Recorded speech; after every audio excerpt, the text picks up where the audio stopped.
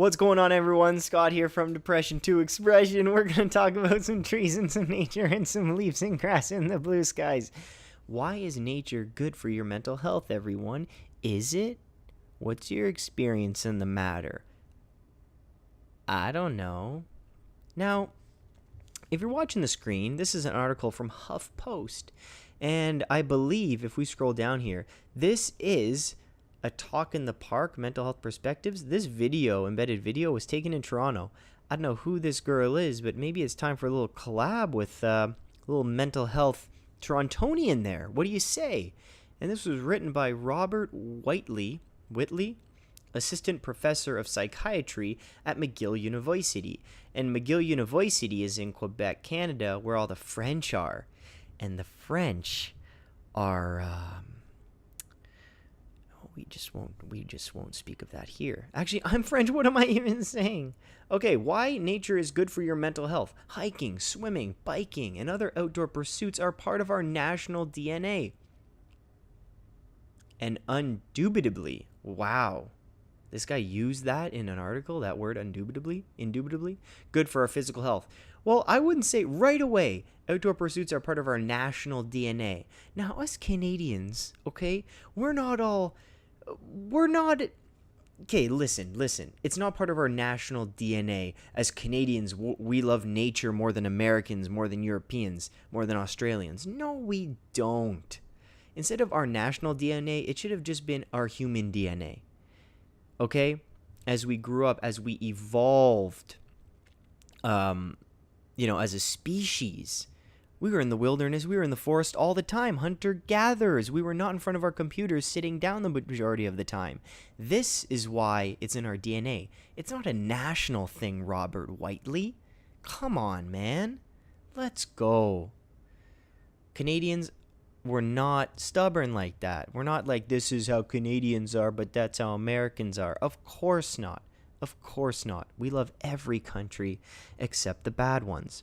Now, let's read here. Okay, so we're just going to scroll down. So, is nature good for your mental health? Hiking, swimming, biking, yes. But can such activities also benefit our mental health? The question has long fascinated mental health researchers such as myself. Indeed, it's an ancient belief that exposure to nature, water, and sun can facilitate recovery from mental illness. This is not only part of traditional folklore, it is a belief shared by the medical establishment through the ages. Hey, we know that sunlight makes a difference, especially with seasonal affective disorder, okay? That is huge. It helps me so much, guys. I cannot go a week without sun. I need that shit. And I'm at work, right? And people are pulling down the blinds. People are in the dark corners and they don't want to be by the window. I'm like, holy shit, are we cavemen? Are we living in a cave? People can actually be in the dark, sit down, and shut up all day. And it just blows my mind. Yes, everyone's different. I just can't believe that no one likes the sun as much as I do. Come on. Now, let's read this. In the 19th century, a recommended treatment for mental illness, like depression, were regular visits to an open-air spa in an area of outstanding natural beauty. This was known as hydrotherapy and became a common treatment throughout Europe. That is an amazing treatment. However, think of the cost of that treatment to go to an open-air spa today. No frickin' way. Any treatment like that. My goodness. Pretty sweet though. Hey, if you can afford going to the spa and you're suffering from depression, they have like these outdoor hot tubs and you can, be in the mountains in Canada and you can, do that. And then you go in the sauna inside and then you go back outside and then you get a little facial and then you get your toes trimmed. Pedicure.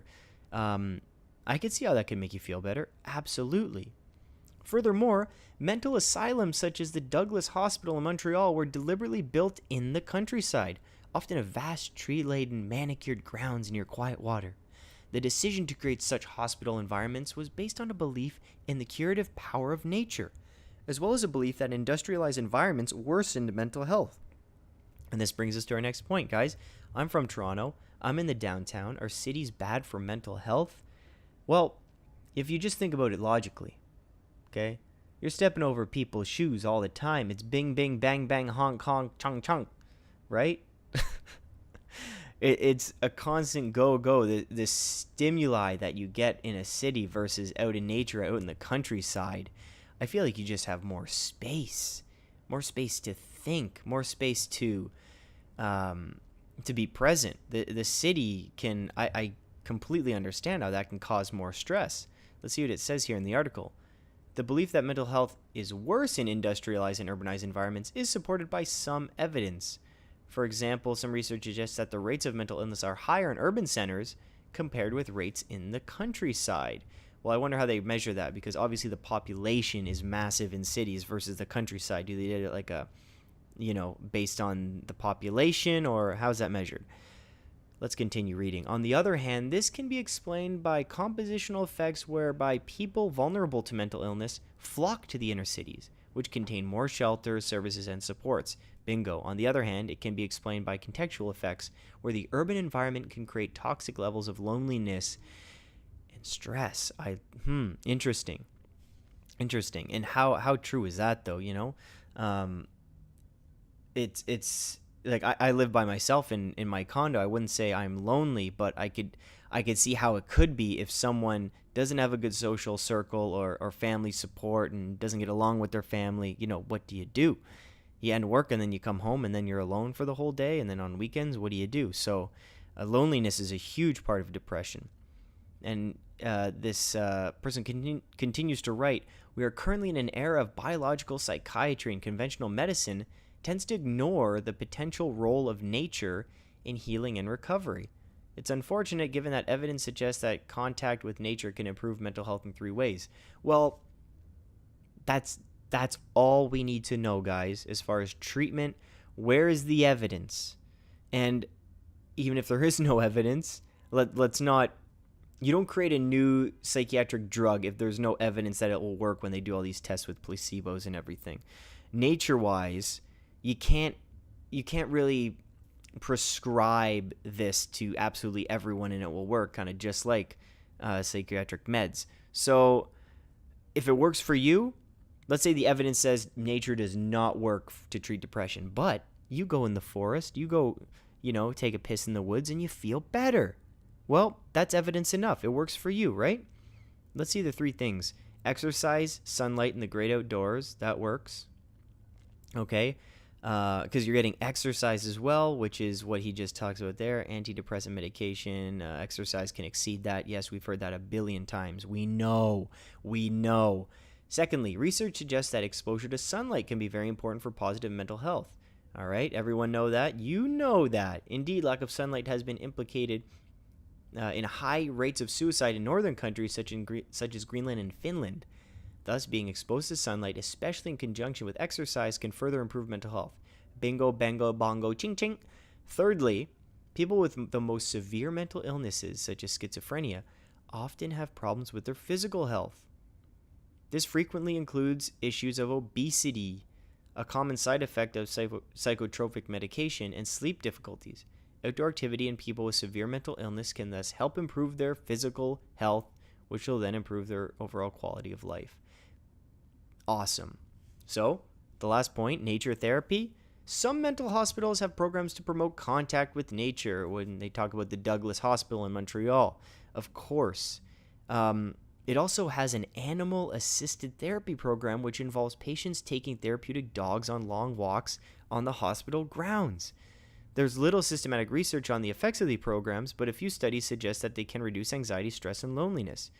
So, let's talk about this for a second. I worked at a mental health hospital. I was volunteering there.